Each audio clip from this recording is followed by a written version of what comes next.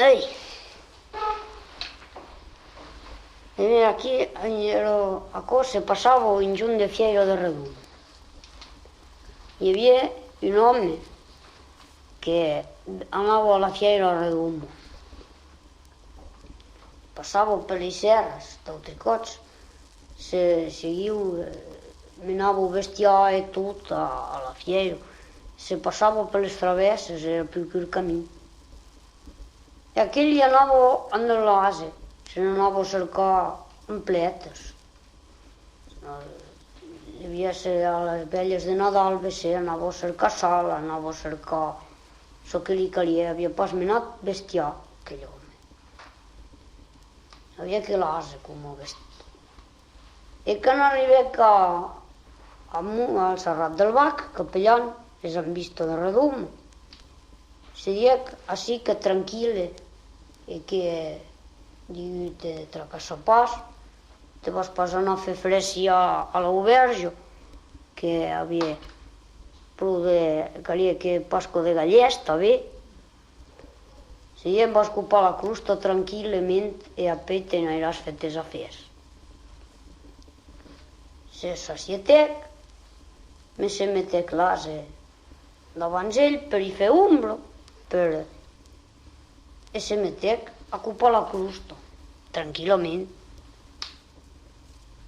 Hi havia un promenur aquí, hi havia un estival, que se promenava, francimant, i se l'engardava a fer, se capussejava, se digia garomacó, en francès ho digia. Quand même se digia, al segle que corrent, de veure monde, arrieradi com acó. Per veure se diu, en francès, se digia el meme, per veure si qui és aquell home, que en algun punt és arrierat, vas ensejar d'engajar la conversació per veure. Si aprocho, el saludo.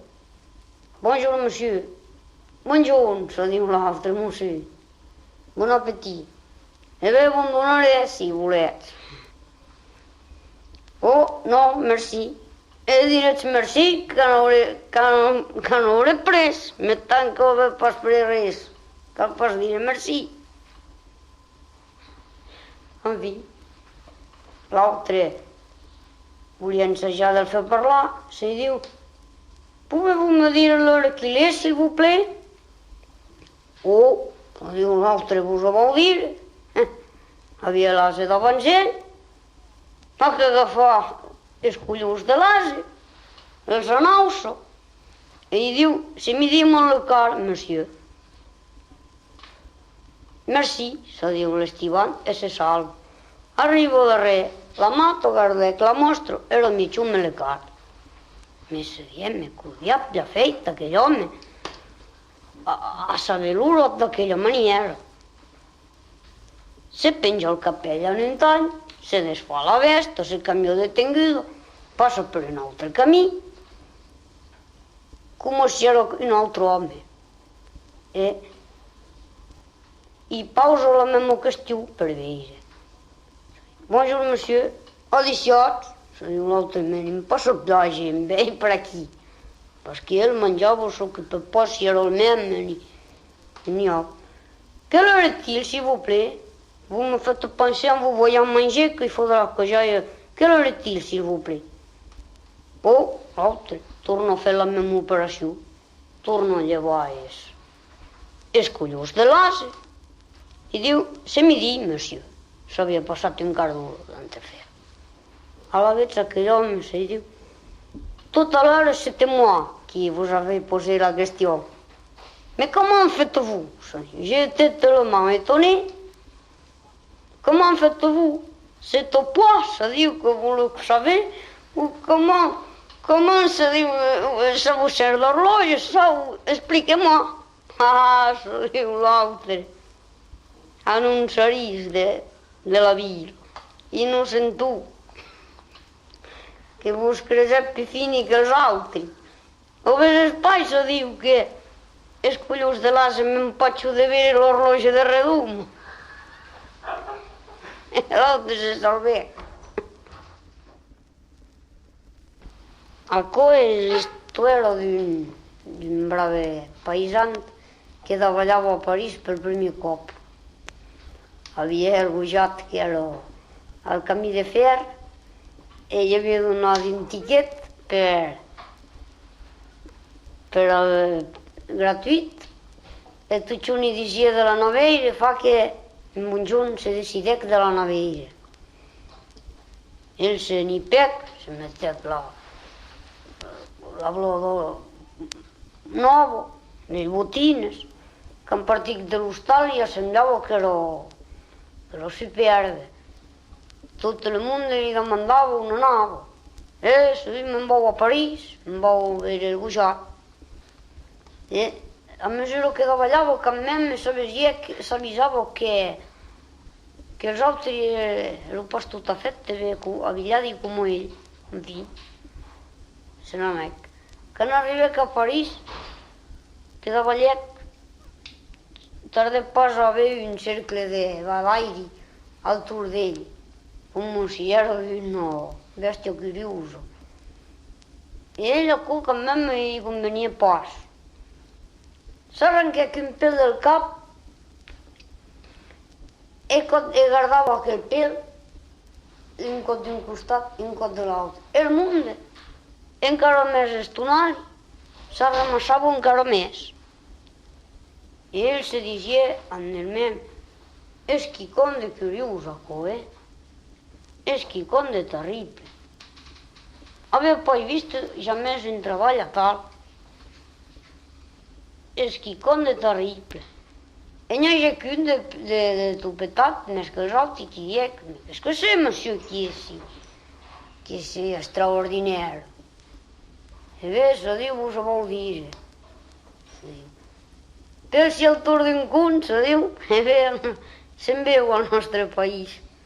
Més cuns al tour d'un pèl, e bé que el venia així per no veure tanti. Els altres s'escarteu.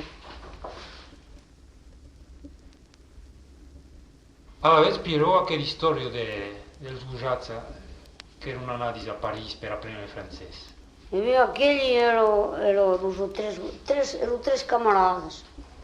E començava de se fer un xic maduri. Ells dieu, si no es demoren així, no hi maridarem pas. No cal anar d'ací. E un anar a partir t'embarcanent a la Sursa. Anen un a París, e voilà. Me que se diu, Pauli Mainatges, bon volets anar, me saber pas parlar francès, què voleu fer? Llavors, se diu, jo ho sabia dir avui. L'altre se diu, jo ho sabia dir perfectament, ho entengué, i un home se diu que havia en capell, llavors en mot polit.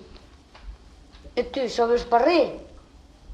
Oh, jo ho sabia dir, vos avez raison. Se diu. Oh, quand même, ens avem un bra de xic. Entre tots i tres, quand même, no reemplaçarem si direm un mot cada un, farem pas que parlar. I se n'aneu. Arribeu a París, treballeu de sortir, i sabíeu pas trop on anar, s'embarreu, cercaveu pas les taules de marbre, cercaveu pas de se fotre.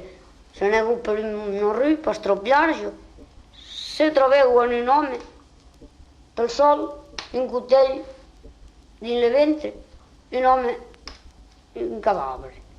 El revireu per veure, era mort. Arriba un agent, aquí, un policier, se diu, qu'est-ce qui se passe là? Si vous sorpresi, li cregué coupable. C'est vous qui avez tué cet homme. El que sabia dir oui, dit oui. Mais c'est vrai. Parfaitement, se diu l'altre. Et alors, on va vous mettre en prison. Vous avez raison, se dit aquell tresient. Si era sosur que se diu, se truqueu en toro. Aneu pas traient, es pobre dir.